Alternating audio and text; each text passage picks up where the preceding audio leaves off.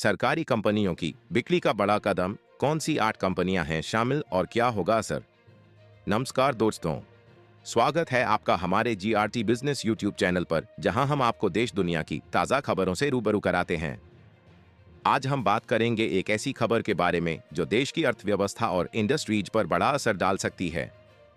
हम बात कर रहे हैं उन 8 सरकारी कंपनियों की जिन्हें बेचने की तैयारी हो रही है।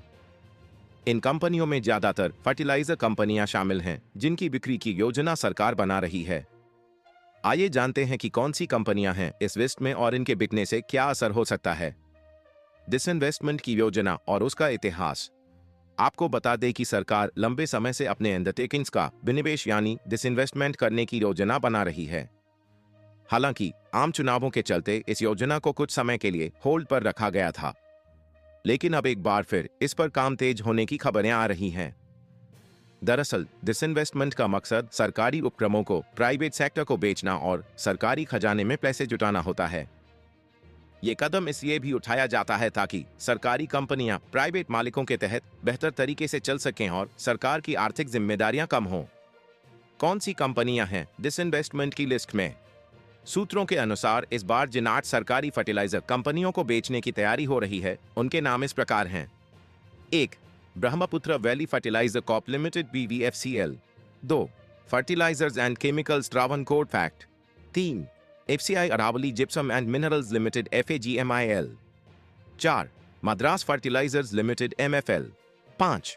National fertilisers limited NFL। 6. Rashtriya chemicals and fertilisers RCF। 7. Fertiliser corporation of India limited FCIL। 8. Hindustan fertilisers corporation limited HFCL। इसके अलावा गोरखपुर, सिंधवी, तालचेर और रामागुंडम में स्थित FCIL की यूनिट्स भी इस डिसइन्वेस्टमेंट की लिस्ट में शामिल हैं। सरकार की रणनीति और योजना। जानकारी के मुताबिक ये डिसइन्वेस्टमेंट प्रक्रिया अगले फाइनेंशियल ईयर में शुरू की जा सकती है। हालांकि सरकार अभी इस योजना पर विचार कर रही है और इसे अंतिम रूप देने में कुछ समय लग सकता है। सरकार का मुख्य उद्देश्य है घरेलू उत्पादन बढ़ाना और इंपोर्ट पर निर्भरता को कम करना। फर्टिलाइजर सेक्टर में सरकार के कदम। सरकार ने पिछले कुछ वर्षों में फर्टिलाइजर सब्सिडी में भारी कटौती की है और आत्मनिर्भरता पर जोर दिया है। सरकार की योजना है कि इस साल के अंत तक यूरिया के इंपोर्ट में 30% की कमी लाई जाए। इसके लिए सरकार ने पुराने प्लांट्स को फिर से चालू करने और नए प्लांट स्थापित करने का काम किया है। इससे घरेलू उत्पादन में 20% की वृद्धि और इंपोर्ट में 10% की गिरावट आई है। फर्टिलाइजर कंपनियों का डिसइन्वेस्टमेंट, क्या होगा असर? अब बात करते हैं कि इन कंपनियों के बिकने से क्या असर हो सकता है। 1. प्राइवेट सेक्टर की भागीदारी। इन कंपनियों के बिकने से प्राइवेट सेक्टर की भागीदारी बढ़ेगी। इससे कंपनियों में बेहतर मैनेजमेंट और कार्यकुशलता की उम्मीद की जा सकती है। 2. सरकार की आर्थिक स्थिति। सरकार के खजाने में डिसइन्वेस्टमेंट से अच्छा खासा पैसा आएगा, जो सरकार की अन्य योजनाओं और विकास कार्यों में उपयोग किया जा सकेगा। 3. घरेलू उत्पादन में वृद्धि। पुराने प्लांट्स के फिर से चालू होने और नए प्लांट्स की स्थापना से घरेलू उत्पादन में वृद्धि होगी, जिससे इंपोर्ट पर निर्भरता कम होगी। 4. आर्थिक सेल्फ रिलायंस। डिसइन्वेस्टमेंट के जरिए सरकार आत्मनिर्भर भारत की दिशा में एक और कदम बढ़ा सकती है।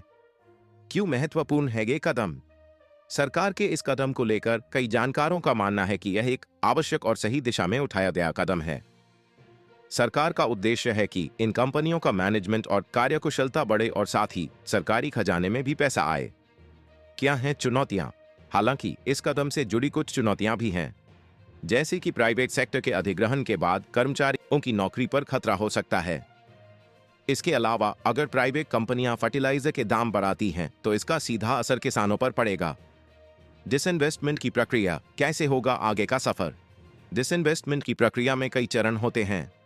सबसे पहले कंपनियों के मूल्यांकन और प्राइसिंग का काम किया जाएगा। इसके बाद इच्छुक बिडर्स से बोली लगाई जाएगी और सबसे अधिक बोली लगाने वाले को कंपनी बेच दी जाएगी। इस प्रक्रिया में पारदर्शिता और निष्पक्षता को सुनिश्चित करना महत्वपूर्ण होता है। क्या सरकार का यह फैसला सही है? अब सवाल उठता है कि क्या सरकार का यह फैसला सही दिशा में है? एक और ये कदम सरकार की वित्तीय स्थिति को मजबूत करेगा और फर्टिलाइजर सेक्टर में प्राइवेट प्लेयर्स के आने से कंपटीशन बढ़ेगी। वहीं दूसरी ओर ये देखना होगा कि ये कदम किसानों और देश के कृषि सेक्टर पर क्या असर डालता है। निष्कर्ष। दोस्तों, सरकार का ये कदम निश्चित रूप से देश की अर्थव्यवस्था पर बड़ा असर डाल सकता है। डिसइन्वेस्टमेंट से सरकारी खजाने में पैसे आएंगे और कंपनियों में कार्यकुशलता भी बढ़ेगी। हालांकि इसके साथ कुछ चुनौतियां भी हैं जिनसे निपटना जरूरी होगा। हम उम्मीद करते हैं कि आपको ये जानकारी उपयोगी लगी होगी।